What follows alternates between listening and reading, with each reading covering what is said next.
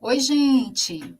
Sejam muito bem-vindos, muito bem-vindas ao nosso Aprenda a Planejar. O nosso propósito e o nome do nosso programa é Aprenda a Planejar.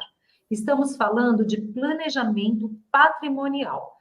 Nós entregamos esse tipo de solução para as famílias brasileiras, com o intuito de, especialmente, impedir que no futuro os herdeiros, os filhos ali, se submetam a um processo de inventário, onde justamente vai se discutir essa questão de partilha, de herança, quem tem direito, quem não tem direito.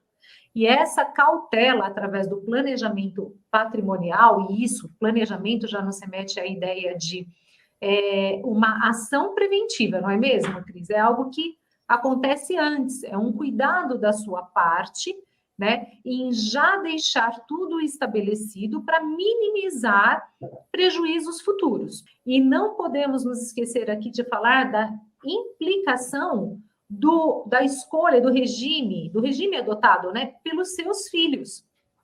Não é mesmo? Num breve resumo, devemos considerar quais são os regimes de casamento.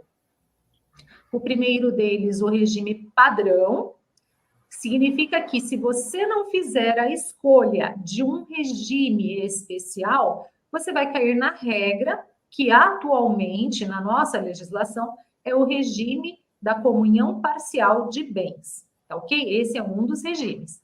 Temos também o regime que foi muito utilizado no passado, que é o da comunhão universal dos bens. Temos também o regime da separação total de bens, que se divide entre o da separação convencional e o da separação obrigatória. E também temos o regime da participação final nos aquestos. É um regime muito pouco utilizado. Então, veja bem, olha só, às vezes a pessoa não se preocupa em fazer o planejamento em vida do patrimônio dela, e amanhã ou depois, se acontecer, por exemplo, o falecimento da esposa, daquele casal ali, ela faleceu, ok, será feito o inventário daquele patrimônio. E aí, imagine que a filha que recebeu a herança, ela se casou no regime padrão, né? O que hoje é previsto pelo Código Civil, que é o da comunhão parcial de bens. Aqui na nossa live hoje já falamos que neste regime, herança não se comunica com o cônjuge, com os cônjuges, ok? Então não vai se comunicar aí com esse genro dentro do nosso exemplo. Tudo bem, só que imagine, então, essa filha recebeu a herança da mãe. Imagine que amanhã, depois, por uma infelicidade, essa filha venha a falecer. Aí aquele cônjuge, aquele bem de herança era um bem particular daquela filha, não é mesmo? Então, aquele cônjuge, ele terá participação, ele será herdeiro naquela parte.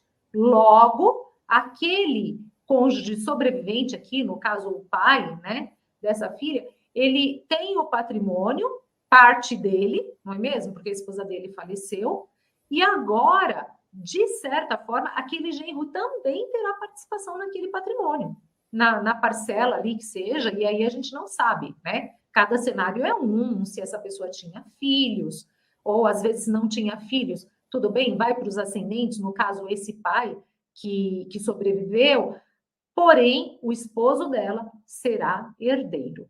Então, os reflexos ali no regime, até mesmo na escolha do regime pelos nossos filhos, pode sim impactar no nosso patrimônio.